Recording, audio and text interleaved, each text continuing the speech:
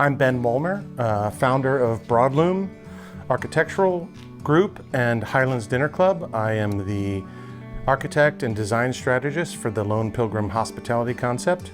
I come from 5 generations of apple growers in Pennsylvania, which is the basis of my connection to food and the basis of sort of growing my design practice into including food systems and culinary work.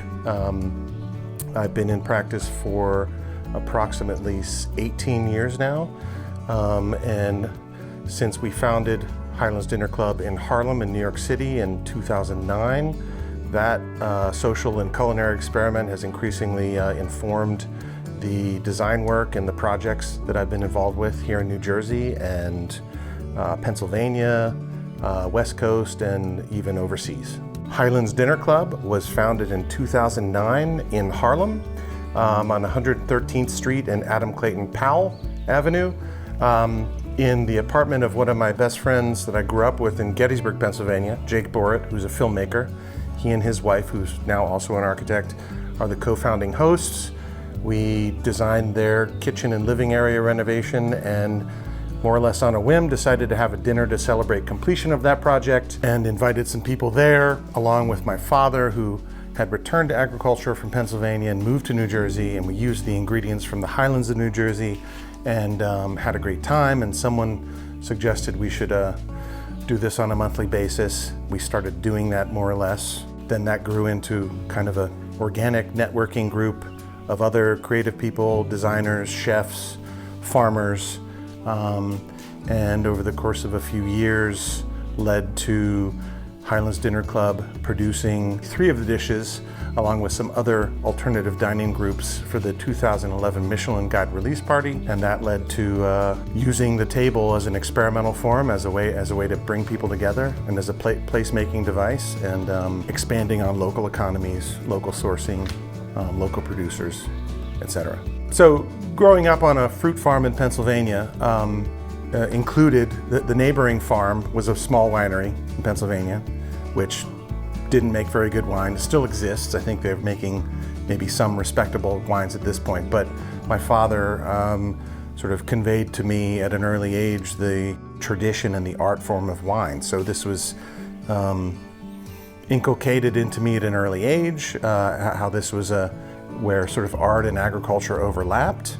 So then as I grew up and my father was involved with the local food movement, and as the local food movement started to blossom in my early adulthood and into my professional career, it was clear there was a connection. And the connection is, of course, most potent in terms of the connection of wine and food. So that was always fascinating and sort of the most meaningful cultural representation and art representation of food and wine. From a culinary standpoint, it kind of occurs at every level. There's, of course, the very highbrow, high-end, white tablecloth version of food and wine, and then there's, the very agrarian, even homespun, locally produced wine, cider, craft beer, distilling.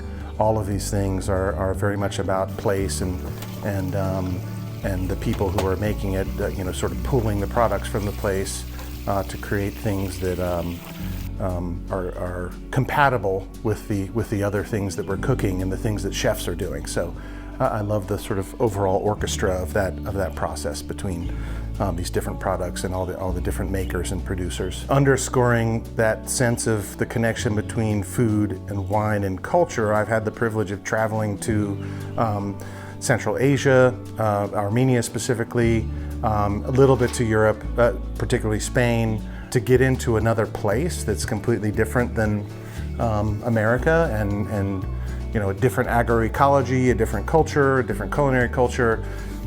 Once you're in the place where the things came from, experiencing the food and the wine produced from that place, in that place, every time, because it's so unique to those circumstances and to that place, it just sort of drives that sense of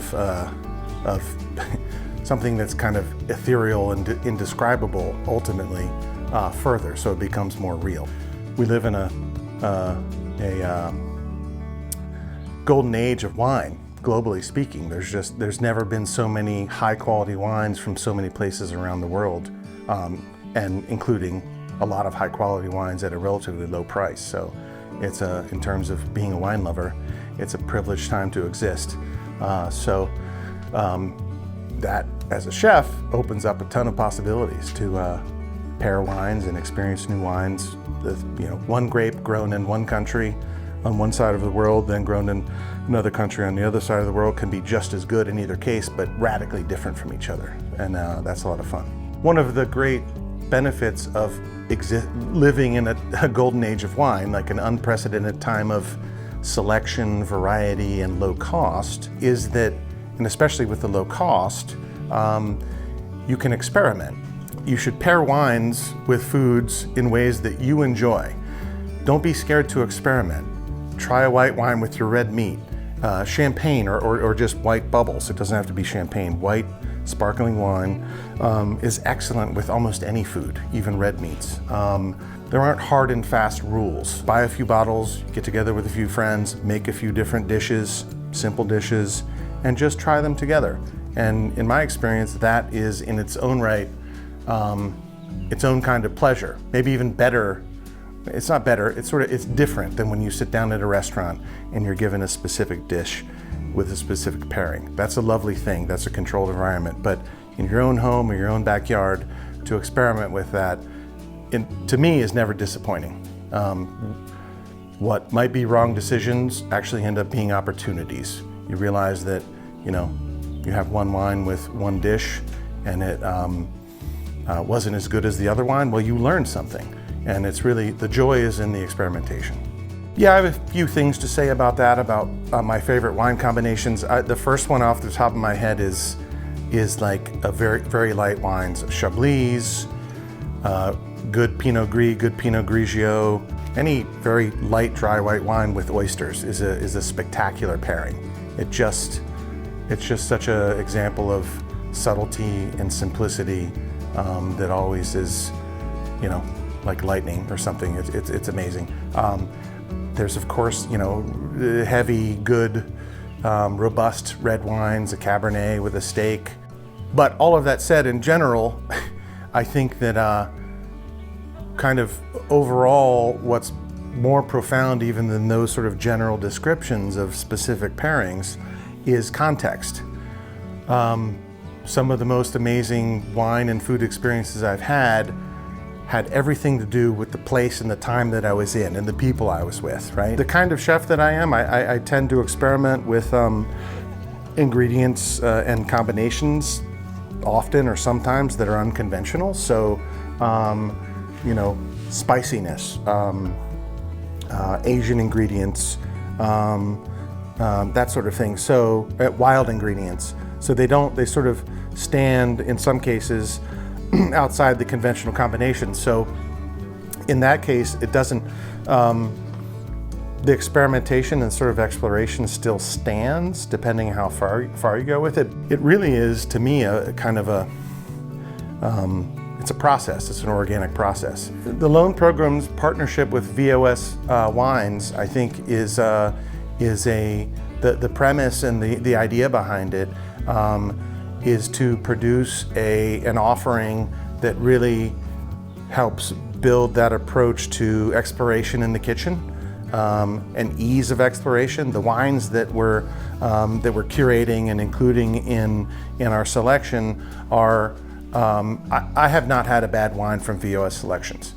In fact, I haven't had a mediocre wine from VOS Selections, regardless of price point, and the price point ranges significantly. That is to say that all of the wines I've had from VOS are serious wines. They have nuance, they're well balanced, they have fascinating sort of levels of strength and concentration, or sort of more subtle versions of that, right? And it's in that sort of range and that consistent quality that there's opportunity for exploration in the kitchen from a culinary standpoint. Sort of two rules. If you're starting with quality wine and you're starting with good ingredients, you really can't fail, right?